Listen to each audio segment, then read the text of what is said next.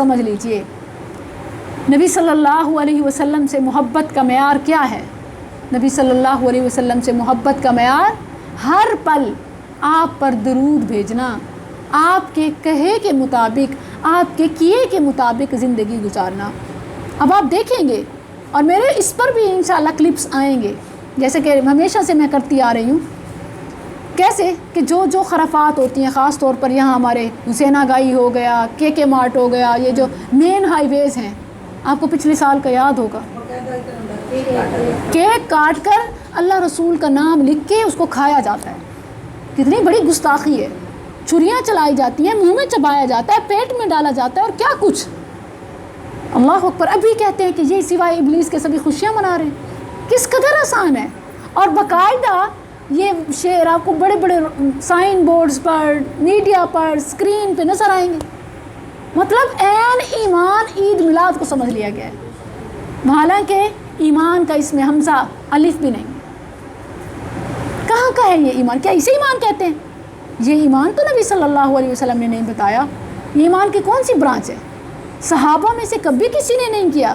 مثال دی جاتی ہے ابو طالب کی لونڈی کی، اور دیکھیں کہ ایک ایسا شخص جس کا اسلام بھی ثابت نہیں ہے، جس کا کلمہ بھی ثابت نہیں ہے، اس کے پھر خواب کی، خواب تو شریعت میں ویسے ہی دلیل نہیں ہے سوائے نبی کے خواب کے، اور پھر تاریخی لحاظ سے بھی جو بے بنیاد باتیں ہیں ان کا حوالہ پیش کیا جاتا ہے۔ کیا ہمیں قرآن و سنت کافی نہیں ہے؟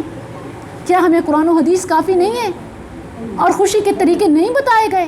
نبی صلی اللہ علیہ وسلم خوش ہوتے تو کیا کرتے؟ شکر کتنے لحاظ سے ہوتا ہے؟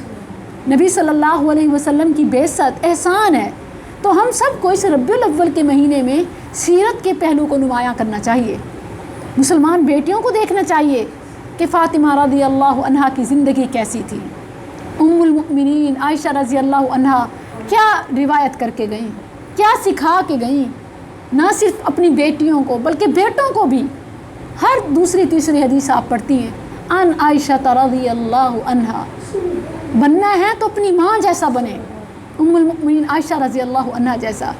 ہم اصل میں چاہتے ہیں کہ سال میں ایک دن کوئی کام ایسا کر لیں کہ جی ہم پر لیبل لگ جائے کہ ہم عاشقان رسول ہیں، ہم مدنی پھول ہیں، ہے نا یہ بات؟ ہم یہی چاہتے ہیں کہ ہم سال میں کوئی ایسا کام کر جائیں کہ ہم پر لیبل لگ جائے کہ ہم تو مدینہ والے ہیں، ہم تو مدینے کا دم بھرنے والے ہیں۔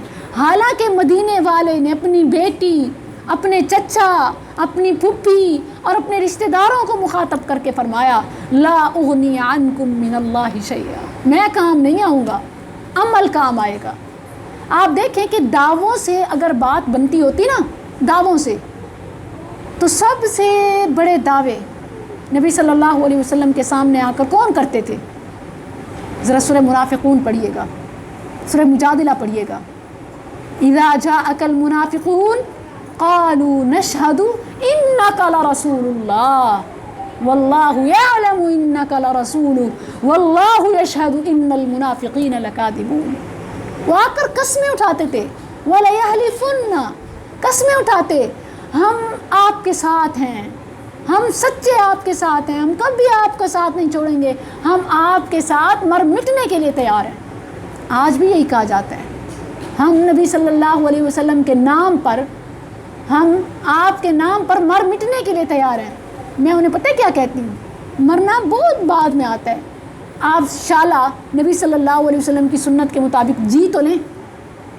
وہ مرنے کے لیے تیار ہیں، جینے کے لیے نہیں۔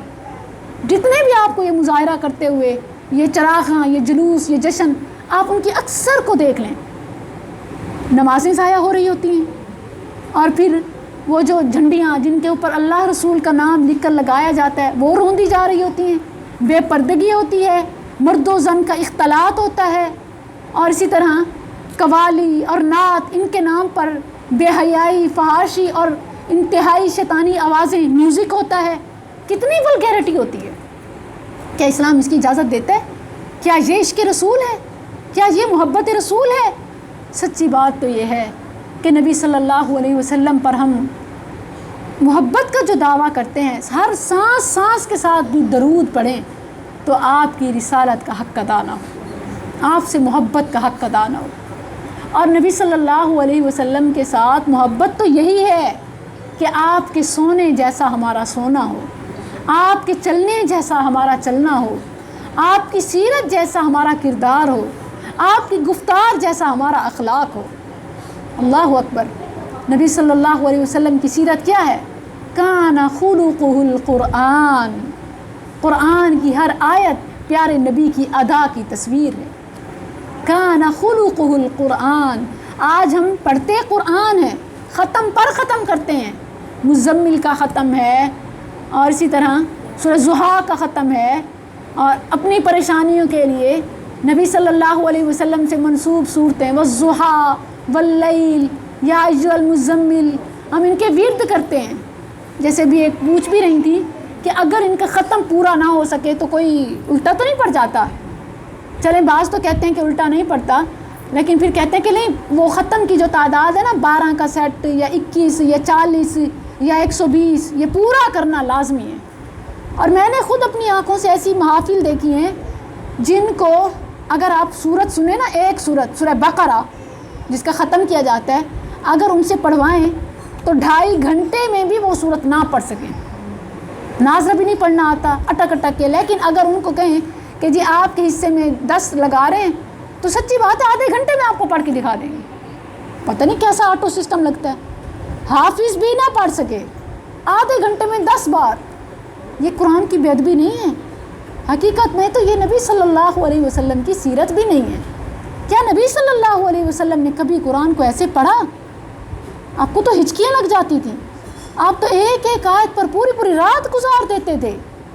آپ تو جنت کا ذکر آتا تو آگے نہ بڑھتے جب تک اپنے ساتھ ساتھ اپنی امت کی بخشش کی نہ بات کرتے.